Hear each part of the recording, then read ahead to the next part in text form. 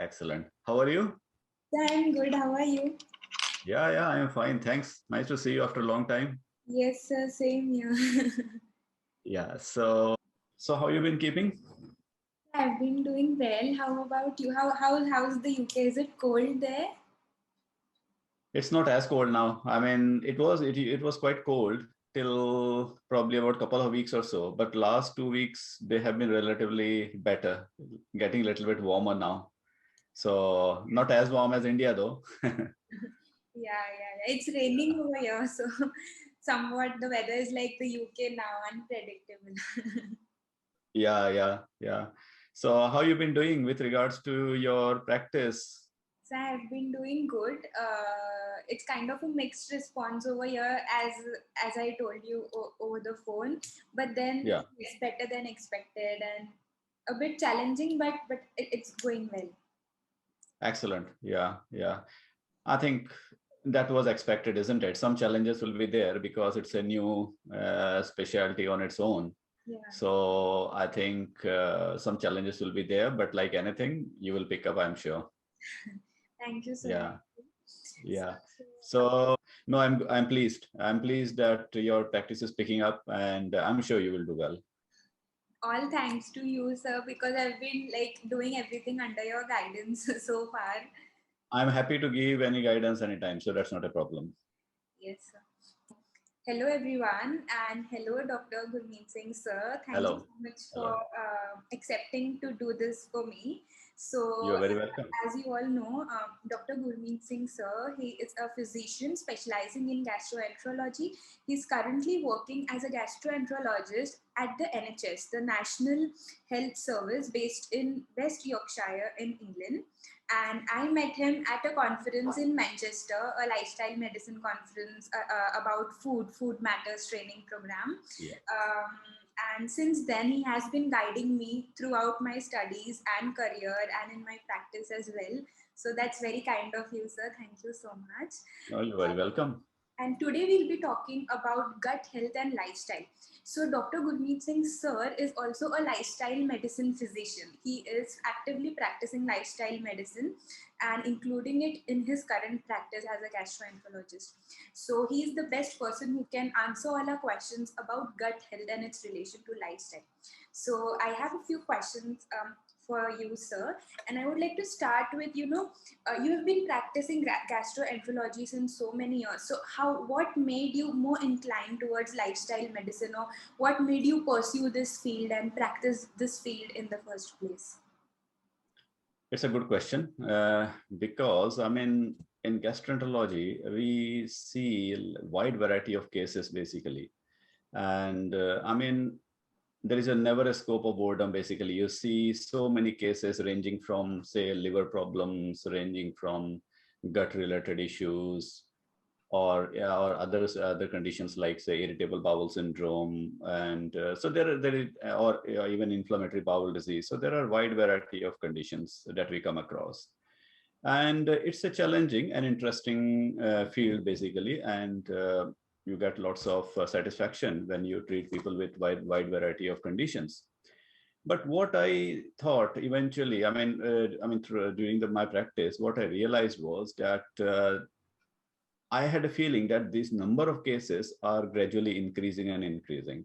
And the burden on the healthcare is increasing. Illness severity or the different patterns of illness are getting worse. And I realized that there is a common denominator to quite a few conditions, basically. I mean, the common denominator being our lifestyle choices. What I felt was that, I mean, if there are certain lifestyle choices, if they are made properly, then many of these conditions can be avoided. To cite you an example, things like you may, condition called fatty liver disease, and if it is allowed to progress, it can lead to dreaded complications like cirrhosis, and cirrhosis has got its own set of very severe or bad complications. So that is one. Irritable bowel syndrome, autoimmune conditions are rising like never before. And conditions like inflammatory bowel disease, things like say ulcerative colitis, Crohn's disease, they are ever on rise basically. And these conditions, many of these conditions, they can be completely prevented, or sometimes some of the conditions like say fatty liver can even be reversed. And just with the lifestyle choices, and the lifestyle choices are basically what we eat, and if we eat healthily, if we do enough physical activity, and if we take out stresses out of our life, which I don't think is possible, but I mean, if stresses can if stress is reduced, that also can reduce lots of problems from occurring. Now, it's a combination of these things. I mean, very seldom it happens that there is only one thing, like say nutrition alone is responsible, or say stress alone is responsible. They can cause problems on its own right, but it's usually a combination of things which can cause problems, like say fatty liver, it is diet, lack of exercise, or I mean, it's basically a combination of both usually. So that made me think that this is happening so frequent. I mean, there is it's getting so common.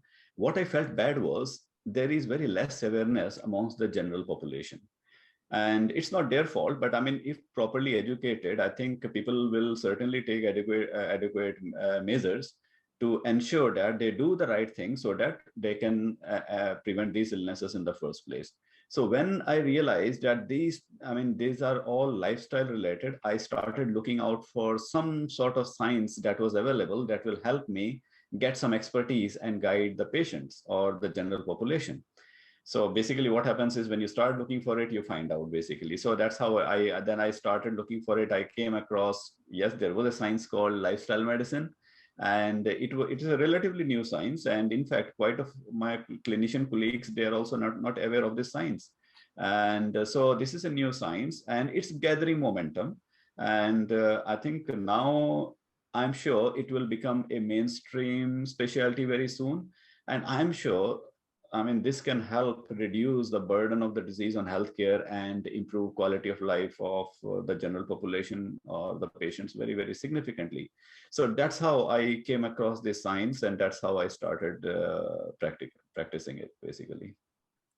So that's great. Like it's really very true whatever you said, because like you mentioned, because you're practicing in the UK and you yourself are saying that like your colleagues are not aware about lifestyle medicine, and we in India are, you know, far behind the situation in that's present in the UK. So over here, it's even more challenging to, you know, raise awareness and make people understand. So yeah, it's truly an emerging field and a very helpful field, and related to so many specialities in the field of medicine. So, sir, what is the main spectrum of gastrointestinal diseases which you come across in your practice, and how does lifestyle medicine help you in the management of these diseases? I mean, as I said, we see like a variety of clinical problems, and they can be liver related, they can be intestine related to gut, intestines, or they could be something we call functional gastrointestinal intestinal disorders like irritable bowel syndrome. So we come across these conditions, and other than that, obviously there are other serious conditions like say cancers and things like that that we come across very, very commonly in our day-to-day practice. Now, these conditions, I mean, they are because of this, people are relying on medications, and lots and lots of medication. You start them on a medication, then you start them on a different medication, and they end up having lots of medications. But when actually, if proper lifestyle choices are applied, people should be able to get rid of the medications they are on. And I mean, as I mentioned, fatty liver, it is one of the conditions which I think can be solely treated with the help of lifestyle medicine. And this condition is becoming so frequent. If you had to do adequate investigations, like say, if you take all the, I mean, if you check the physical parameters and do certain blood tests on, say, you take, say, 10 people from the street, I'm sure there will be quite a few of them who will be having the condition. But unfortunately, the awareness is not there. The sad part is, I mean, say somebody who is on the wrong side of 40s or wrong side of 50s, and suddenly they get some blood test done for some very, very non-specific. Say, for example, they are feeling tired, run down, they end up having some tests. The tests, they show blood tests are abnormal. And when blood tests from, let's say, the liver tests are abnormal, and when the doctor investigates further those abnormal liver tests, and I've come across people not only having fatty liver, but they are having even cirrhosis. So you can imagine person who has been completely well throughout their life, and suddenly very, very non-specific symptoms, and they are told that they have got cirrhosis. It comes as a big shock to them. And the sad part is this could easily have been avoided basically if that person took some measures, say 10 years or 20 years before, prior to the diagnosis. These things could have easily been avoided. And what is the treatment? Basically, the treatment is the right nutrition, a good amount of exercise, or the certain amount of exercise within the recommended as per the recommended recommendations from the guidelines. If that much is done, that all is required, and this condition can easily be prevented. But the problem is this is only tip of the iceberg. Somebody gets diagnosed with fatty liver, and they not only end up having fatty liver, but they also have got wide variety of other problems going on. Mostly they have got something we call metabolic syndrome. Metabolic syndrome means it's a combination of, say, obesity, blood pressure, glucose intolerance, or diabetes. So these things, they run in combination, and fatty liver is only one of the manifestations basically. So that person is not only having a liver problem, they are having wide variety of other problems. In fact, the whole metabolism has gone wrong basically. They are at higher risk of having heart disease, strokes, and quite a few other conditions in the future. So that is one of the conditions where lifestyle medicine can very well help and reduce the progression or incidence of this disease. Other conditions that can be helped are irritable bowel syndrome. It's very commonly seen condition, and lifestyle measures can help reduce the incidence or at least improve the symptoms of irritable bowel syndrome, mainly through proper attention to diet, stress factors, and those sort of things. Then there are a wide variety of autoimmune conditions like, say, autoimmune liver disease and inflammatory bowel disease, ulcerative colitis, and so on. Very, very common, they are becoming very, very common. So even if not, I think if this combination is applied to into your one's general day-to-day life, many of the autoimmune conditions can either the incidence can be prevented, or at least their severity can be reduced. So that's why it becomes so important in one's daily life to implement these. Yes, sir. That you have covered all the conditions really well, that these all conditions, they can easily be, like you said, prevented, and if not prevented, we can reverse it. And like you mentioned, all the factors in lifestyle medicine like nutrition, physical activity, stress management, they all play a role. Like Dr. Gurmeet Singh sir just told us, that only one thing, one of the all major aspects, working on that is not going to help, but everything is interconnected. And like he told us, it's just the tip of the iceberg. So the symptoms develop quite late, after 40 years of age, but then if we practice a good lifestyle, let's say even if 10 years ahead, like sir told us, we can prevent and treat the condition better. So sir, there's this saying that Sorry. One more thing I would like to add to this spectrum. Sure. Yeah. So, the other things that are getting more commoner, and I think they are all related to our current lifestyle because it's getting so fast paced. The acid-related reflux disease is also ever increasing. And another condition which is on rise is something we call Barrett's esophagus. Okay, Barrett's esophagus is a condition basically where acid reflux can lead to some chronic changes in the food pipe or the esophagus. And the long-term risk is cancer of the esophagus. So cancers related to our lifestyle, obesity, they are also ever on rise, and these all can be prevented basically with what I have mentioned so far. Yes, sir. They are very common conditions. Acid reflux. Almost every other person, Yes, patient, everyone experiences acidity. Acidity is like a common term which people might yeah, do. exactly. So yeah, and this brings me to my next question. There's this saying in gastroenterology that gut physiology is a very finely controlled and well orchestrated mechanism in the process of food digestion. So can you elaborate more on it? What does it exactly mean? Absolutely. I mean, I am a big proponent of the fact that people should know how the physiology works. Okay. And I think if we go back, our ancestors, they had some idea. So they were taking all the precautions to ensure that when they are eating in ideal circumstances and they are eating the right type of food. But unfortunately, things have moved on, and unfortunately in the wrong direction. Life is getting very, very fast, and we don't have much time to pay attention to our diet, how we eat. Many times we are eating on the go and things like that, but they come with their own sets of problems basically.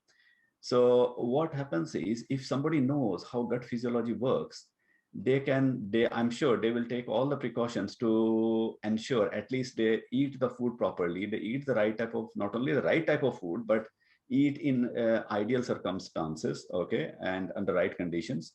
And that way, quite a few problems can be averted, okay, like say irritable bowel syndrome, acid reflux, those sort of things. I mean, many times they can be related to how we eat our food basically. I mean, to give you an example, basically what happens is, say it's you normally eat at say 12 o'clock and it's half 11, okay. You started feeling, your body has started telling you that yes, this is the time to eat. You may be feeling little low in energy, a little bit hungry. So because that is your usual time to eat, your body starts preparing to eat at that time, and basically it tells you that now you need to stop doing everything and you need to eat basically, okay. And when this comes to your mind, this anticipation comes of having the food, and what happens is your brain, it becomes quite receptive to the idea that yes, we are going to eat now, and it starts preparing the body and the digestive tract to get ready for the food. So, you will know from our physiology that, I mean, basically what happens is, so when at the sight of food, at the thought of food, the brain initiates something we call cephalic phase of gastric secretion. Basically, your brain starts telling your salivary glands in the mouth, your stomach, that yes, food is on the way now, and you need to do certain things. So, say now you are on the table at 12 o'clock, and the food is served right in front of you, and the sight of food, the smell of food, what it will do, it will make your saliva to produce salivary glands to produce saliva, okay.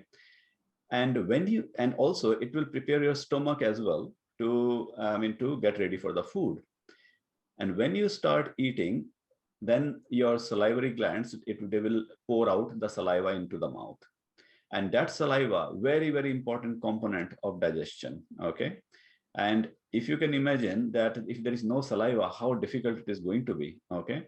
So saliva, once it pours out into the mouth, gets mixes with the food. It not only lubricates the food for proper chewing, but it also has got host of enzymes and things which starts preparing the food for digestion, okay.